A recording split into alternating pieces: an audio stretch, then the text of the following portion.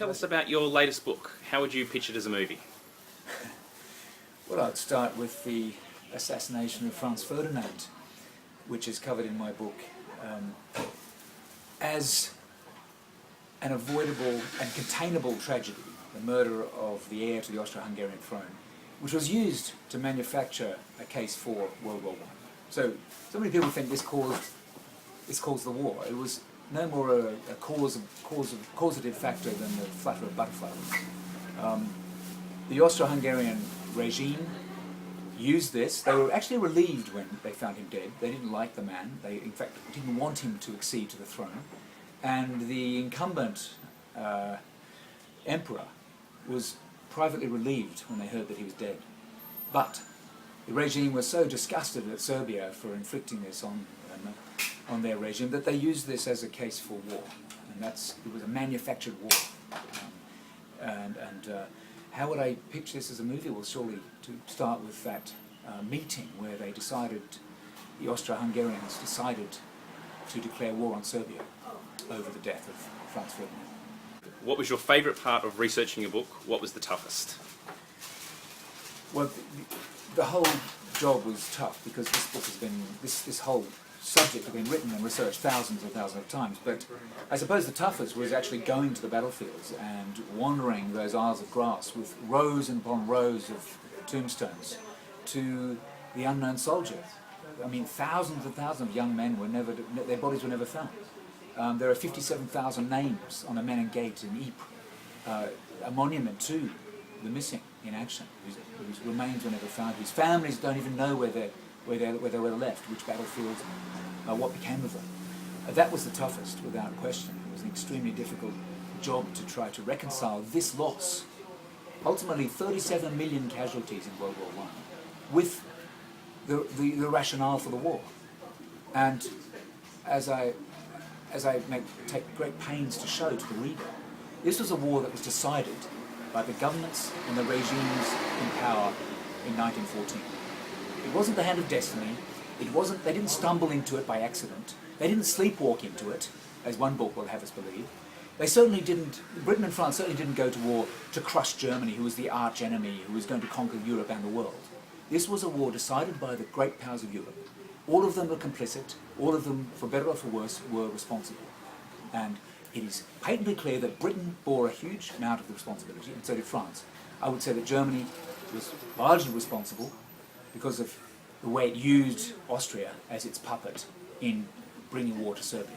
But I suppose the most, not favourite, but satisfying or fulfilling task in writing this book was to show how this war was the result of decisions of governments at the time, and to show exactly how they did this. But after the war, they all washed their hands and declared they weren't responsible, that they were fighting a defensive war, that Germany was to blame or some other power, and this is just nonsense.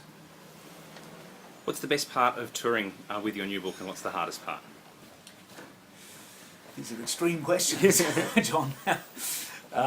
The best part of touring is clearly to engage with an audience who are interested in reading about this war, and have questions to ask which are informed, which are interested, which are willing to listen, and hopefully we can all learn from the process.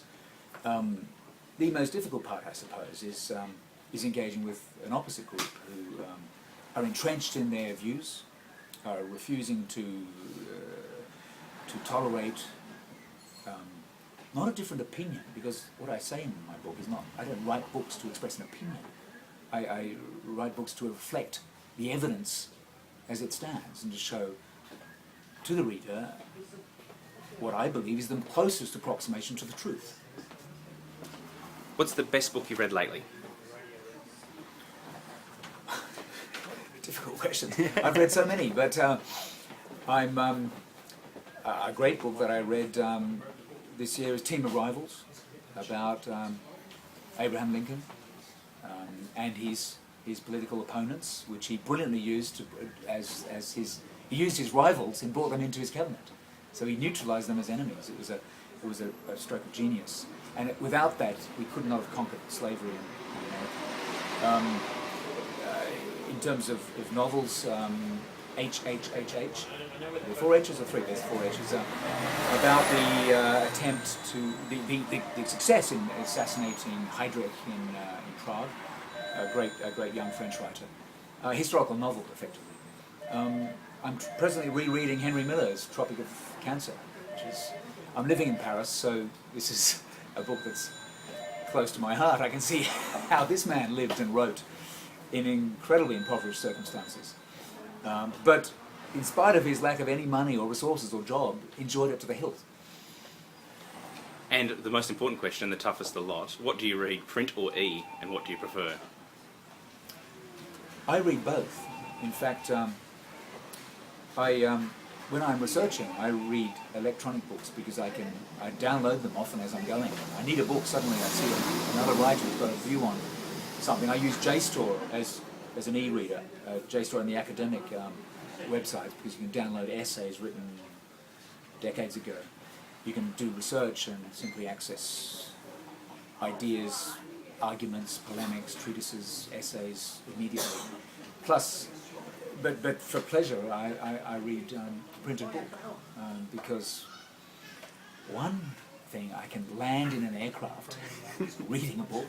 I can sit on a beach without getting sand in my Kindle or iPad and simply sit there and it is just the sheer smell and pleasure of turning the page. So yes, they both have their place, and it's a bit like the video and the movie, or the escalator and the staircase. They're all going to have their place, and the market will settle down to a comfortable coexistence at some stage. Thank you very much, Paul Ham. Pleasure.